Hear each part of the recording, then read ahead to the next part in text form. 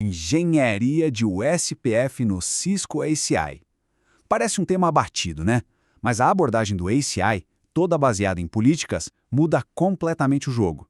Nesta análise, a gente vai muito além da simples configuração para entender de verdade o design de uma solução que seja robusta e, claro, escalável. Olha, para qualquer profissional de rede, o SPF é arroz com feijão, é o básico. Mas quando a gente coloca o ACI na jogada, as regras mudam, e mudam muito. Aquela lógica tradicional de ir lá e configurar comando por comando simplesmente não existe aqui. É hora de virar a chave. A maior virada de chave é essa aqui. A gente sai de um modelo que a gente chama de imperativo e vai para o modelo declarativo. O que isso significa?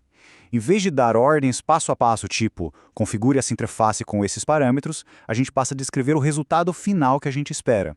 Algo como, olha, a rede A precisa falar com a rede B. E aí, o ACI se vira para fazer acontecer. É importante deixar claro, o protocolo OSPF, com seus LSAs, áreas e tudo mais, continua o mesmo.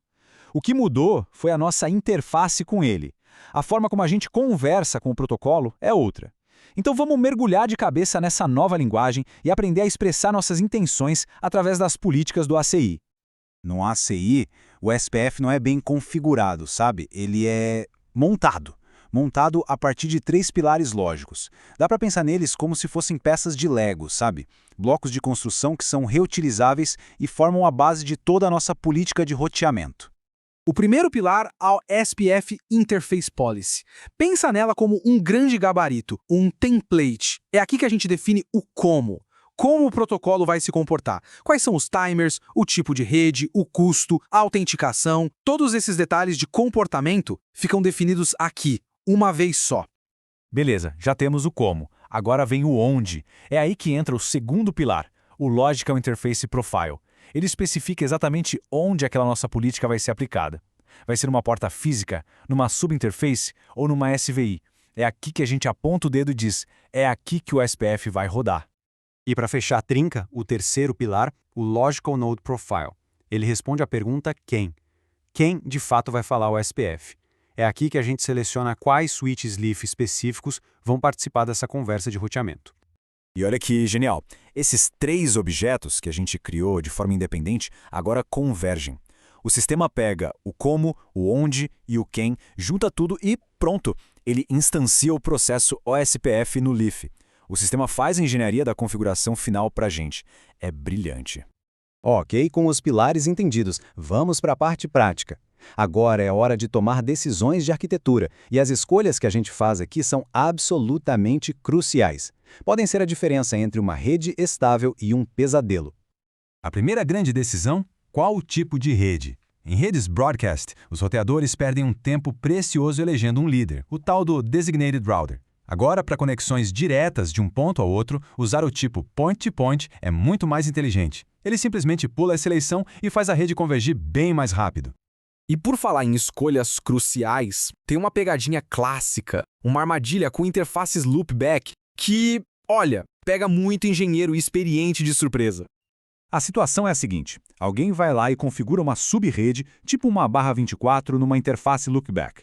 Se o tipo de rede não for especificado, o ACI, seguindo o padrão, vai anunciar só um endereço de host /32. E o resultado? Problemas de conectividade que são um inferno para diagnosticar, porque a rede externa nunca vai aprender a subrede completa.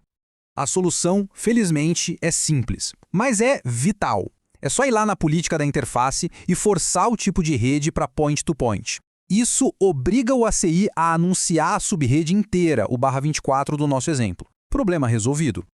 Agora, vamos falar do design de áreas. E aqui, a melhor prática do mercado é super clara. Para uma conexão externa no ACI, a famosa L3Out, a configuração padrão ouro é a NSSA, ou Not So Stubby Area.